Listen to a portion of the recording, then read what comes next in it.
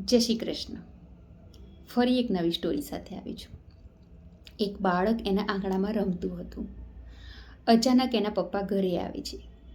જે રોજનો ટાઈમ હતો એના પપ્પાના ઘરે આવવાનો, એના કરતાં એના પપ્પા આજે થોડા વહેલા આવતા હતા. એ જોઈ બાળક થોડો વિચારમાં પડી જાય છે.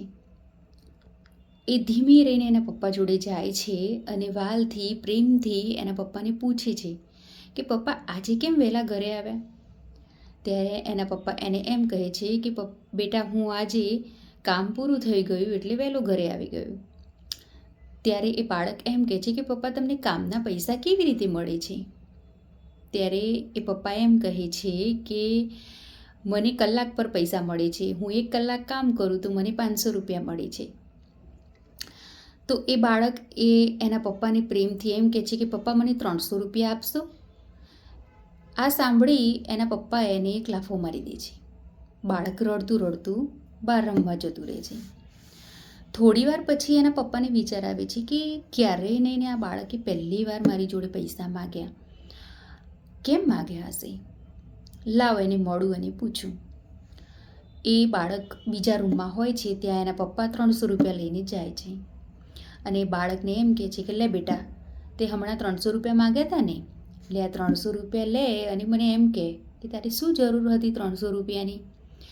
ત્યારે એ બાળક એના ગલ્લામાંથી 200 રૂપિયા બહાર કાઢે છે અને 300 એના પપ્પાને આપેલા અને 200 એના, એમ કરીને એ 500 રૂપિયા ભેગા કરી એના પપ્પાને પાછા આપે છે. લો પપ્પા, તમે 1 કલાક કામ કરો છો તો તમને 500 રૂપિયા મળે છે ને? લો, હું તમને 500 રૂપિયા આપું છું, મારી જોડે 1 કલાક રહેશો? મારી જોડે 1 કલાક બેસો ને, મારી જોડે વાતો કરો ને, મારે રમવું છે તમારી જોડે, મારી જોડે રમશો? આ સાંભળી એના પપ્પા ભાવુક થઈ જાય છે. આ કહાનીનો મોરલ એ જ છે કે આપણે આપણી જિંદગીની અંદર એટલા વ્યસ્ત થઈ જઈએ છીએ કમાવા પાછળ, જવાબદારીઓ પાછળ, પણ આપણા ઘરની અંદર રમતું આપણું બાળક આપણી રાહ જોતું હશે, આપણી જોડે ટાઈમ સ્પેન્ડ કરવા માગતું હશે, એ આપણે ભૂલી જઈએ છીએ. તો આપણી આ વ્યસ્ત જિંદગીમાંથી જે બાળકો માટે આપણે ભેગું કરીએ છીએ, એ બાળકોને ખરેખરમાં શું જોઈએ છીએ? એમને આપણો ટાઈમ જોઈએ છીએ, આપણી સહાનુભૂતિ જોઈએ છીએ, આપણો પ્રેમ જોઈએ છીએ, તે આપવાનું આપણે ટ્રાય કરવું જોઈએ. Thank you.